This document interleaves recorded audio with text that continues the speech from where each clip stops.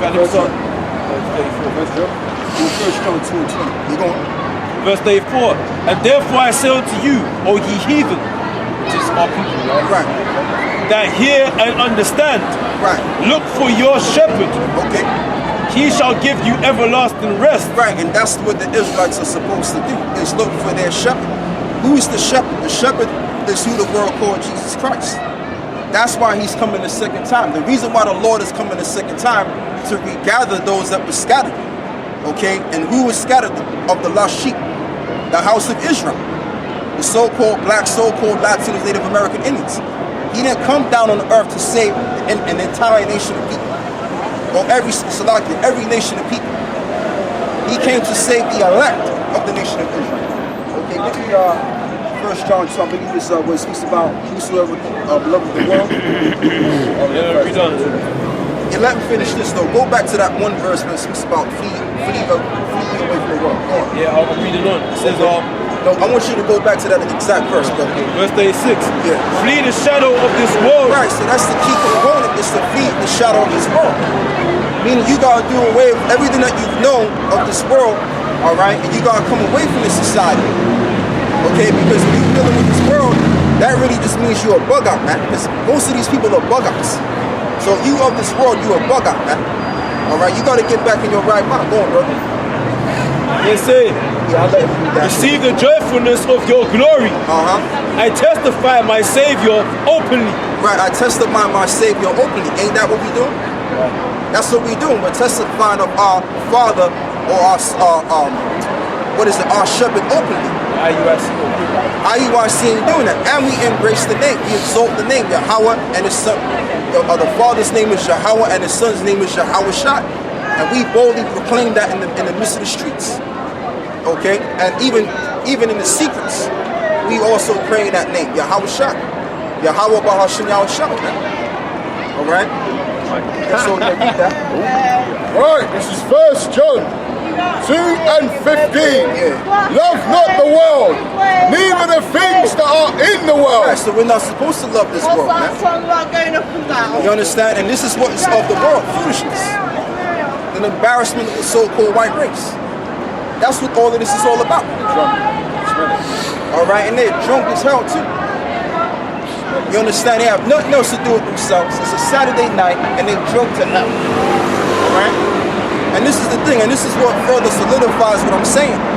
Alright, down here in Great Britain. Britain is supposed to be the power, okay, the power structure of the society. Okay? But yet you got the people in Britain that are acting quite contrary to what they're supposed to be. Alright, bro. You know what I'm saying? So that's what you have. You have people in Great Britain. Britain is supposed to be the example on how to follow rules and how to conduct oneself. But yet, when you deal with the people in England, they're showing you the quite opposite of that. They're showing you the tomfoolery that's going on now. That's what they're showing you. That's what's going on. And then you got these other people out here, they want to follow suit like these cats over here. With no sense.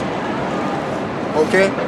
And that's just the thing, the nation of Israel, see, and this is beautiful because we're showing an example of how a man is supposed to conduct himself, man. Alright, we're showing order and structure. That's how you set up, that's how you maintain the society, is by having the people in structure. So when you have a bunch of crazy bug outs laying down in the street, all drunk, all out of it, guess what? That's not a good look for society. That means that your society is down spiraling. If you got a lot of your young people out here playing the street, doing nothing that's not conducive, like these guys over here. They're acting silly. You got grown ass folks over here acting silly. But they're supposed to be the examples of the world, right? They're supposed to be the prime examples of the world, but yet this is how they carry themselves. You understand what I'm saying? And then they look at us like, oh, you know, these are just niggas. You know what I'm saying? So we showing you right there, man. What that woman is, man. We showing you, man. Right? So what we're going to do is we're going to continue the spirit, man. Go on, brother. Right, this is John. 1 John 2 and 15. Love not the world, neither the things that are in the world. Right, it says, love not the world, neither the things that are of this world, man. Even these women, we ain't supposed to like these women either. All right? Because these women are bugged out their mind, man. Okay? We're supposed to pretty much deal with the word of the Lord and look for the things concerning the Lord, man. I'm not really sure, you know? Because this world is on its way out. This society is totally on its way out. We're on the verge of a war that's going to erupt. All right, they was first talking about Syria has access to chemical weapons. Now they talking about, oh, Iran has nuclear arsenal.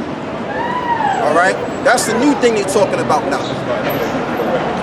All right, they starting a nuclear weapons program. Okay.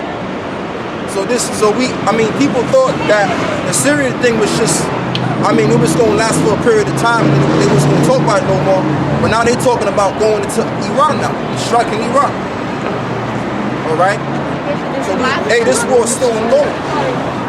Go on. And it says, if any man love the world, the love of the Father is not in him. If any man love the world, the Father is not in him. So you may claim to be a believer, but if you like this world or this society, then the Lord ain't with you. In order for you to be with the Lord, you gotta pretty much be in His world. Okay?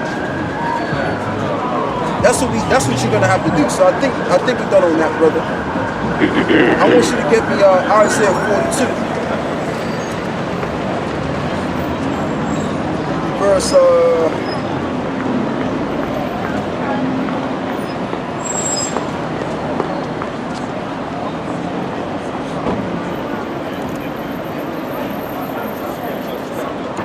I want to change. We're going to change topics now. We get the Isaiah 42, verse 22. Right, this is Isaiah 42:22. Yeah. But this is a people robbed and spoiled. They are all them snared in holes, and they are hid in prison houses. Right, they are hid in prison houses. Go on. They are for a prey. Okay. And none delivereth. Right, and none delivereth. Get me Deuteronomy chapter 28 and 16. For a spoil, and none saith restore. Right, and none saith restore, because I'm gonna go into something, right? About this whole birth certificate situation. Because when the Bible tells you of the Israelites how they would be born into a curse and die in a curse, in other words, it's talking about how they would be born into slavery. Okay, and that birth certificate is a stamp that pretty much declares that you're a new slave that came in the world. Okay, we're gonna go into all of that. All right. So what I'm gonna do first and foremost is we're gonna jump right here, and but we're gonna let the precept go first. Go on. And again, yeah. Yeah. Isaiah 42:22. But this is a people. Oh, hold that. Get the scripture. I forgot. Go on. Yeah. Deuteronomy chapter 28 verse 68. Yeah. And the Lord shall bring me into Egypt again with ships. Right. And that's what happened to our people. They went on cargo slave ships from West Africa all the way up down to the New World. Okay, and ever since that's happened, we've been in the same economic position ever since. Okay, so that further solidifies that our people, because you got the ones of our people, they actually believe that they're free. They actually believe that they're free because they don't have the shackles and the chains on. We're not understanding how the society works. Okay, but we're gonna go into the breakdown of it. Go on. By the way, I spake unto thee, thou shalt see no more again. We won't never go back to our land and dwell therein anymore. All right? Because what we're looking for is to be out of prison. Okay, give me that one scripture, brother, where it speaks about how the prison is looking to be loosed. I'm roughly paraphrasing the precept there. And there ye shall be sold unto your enemies for bondman and bondwoman, Okay. and no man shall buy you. Okay, go on. Right, and no man shall buy you, meaning no one's going to deliver you or save you because we're under a bond. All right? That's where you get the term bondage from. So going back to the birth certificate situation, that's a clarification of that right there. It's when you're born into the world, your mother or your father has signed a document pretty much indicating that we have a new soul or a new slave. Okay? So when people say that they're free, they don't even know what they're talking about. All right? Out of the prisoners looking to be loose. Let me see if I can find it. Yeah, so say what you gotta say, bro.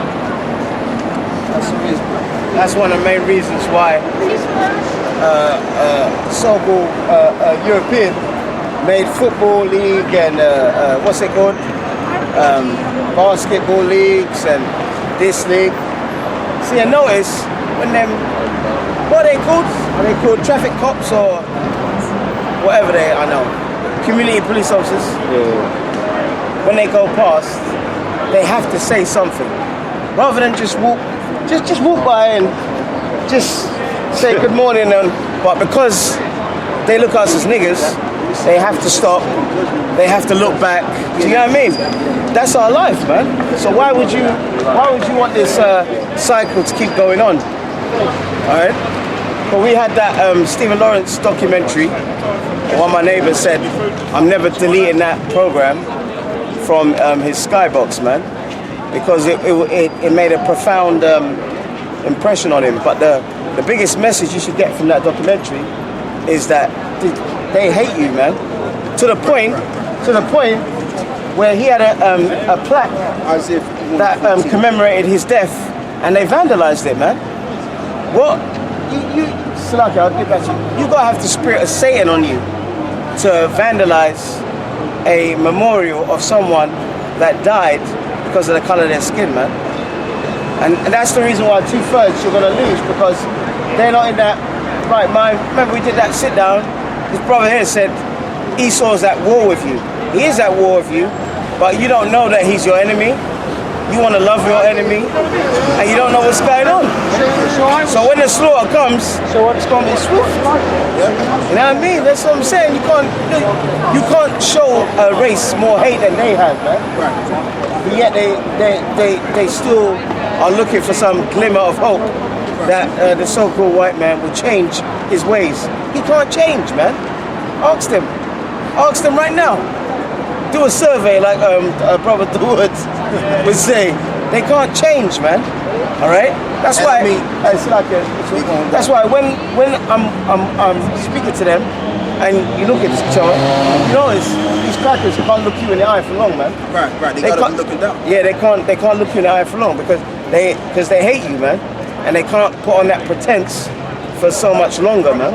And I mean, and it's not only because they hate you, but they gotta look at you and they gotta be reminded of what they did unto you. And that's another reason why they don't want to look at you in the face, because they're ashamed of what they did. They're ashamed of it, yeah. You know? So yeah, read that, brother. Right, this is Isaiah 51:14. The captive exile hasteneth, that he may be loosed. Right, because who's gonna loosen us from the bondage? Yahawah is gonna do that job. Alright, now I'm gonna read this, right? And the reason why I'm going into this topic, man, because I was moved in the spirit, because I saw two fellow brothers in the faith. The one brother was the brother Ramon. You know, he did a thing on how you got certain people, of our people especially, they think that they're free. And then Apostle Gabar, you know, he did a thing on that too. You know, so this kind of moved me to get into this kind of topic right here. So it says, this is coming from Think Free, right? It says, the treatment, the birth certificate, as mentioned in the previous post, the birth certificate is a fraudulent contractual arrangement made between the government on the behalf of the Bank of England and the parents on the behalf of the child. The contract is worth to the bank something like £12 million sterlings. Multiply that by 70 million, that's a paper asset worth. In total, some 840 trillion pounds. It is worth noting right there that the 840 trillion is backed entirely and exclusively by human flesh. All right. So that bond, or that, should I say, that birth certificate is pretty much stamped within you. So in order for you to do away with your birth certificate, guess what you're gonna have to do? You're gonna have to pretty much die.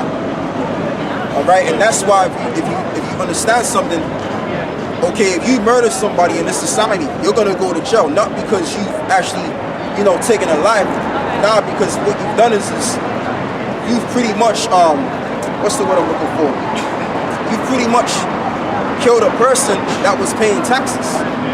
So you've taken away the banker's money, okay? Because we're pretty much assets to the society. All of the people that you see walking up and down the street are nothing but assets, valuable goods. All right, slaves. That's what they are.